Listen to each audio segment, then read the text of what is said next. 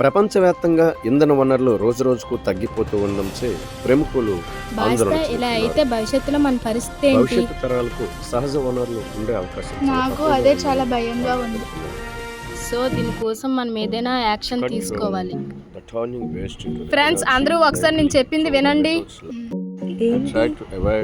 ఏంటి? న్యూస్ చూస్తున్నారు కదా, ఎలా అయితే భవిష్యత్తులో మనకి ఫ్యూయల్ ఉండే అవకాశం లేదు. దానికి మనమేం చేయగలం? మనం ఒక అవేర్నెస్ ప్రోగ్రామ్ చేద్దాం. అందరూ నిలబడండి.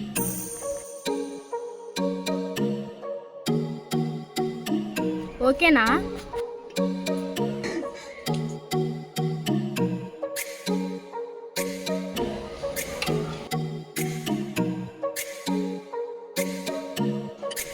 ఏమమ్మా, ఏం కావాలి? సార్, తరిగిపోతున్న ఇంధన వనరులపై చిన్న అవగాహన కార్యక్రమం చేద్దాం అనుకుంటున్నాను. ఓకే, మంచి ఆలోచన, చేయండి.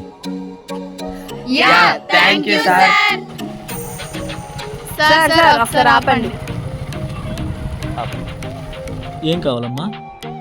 సార్, మేము ఒక చిన్న అవేర్నెస్ ప్రోగ్రామ్ చేస్తున్నాం సార్.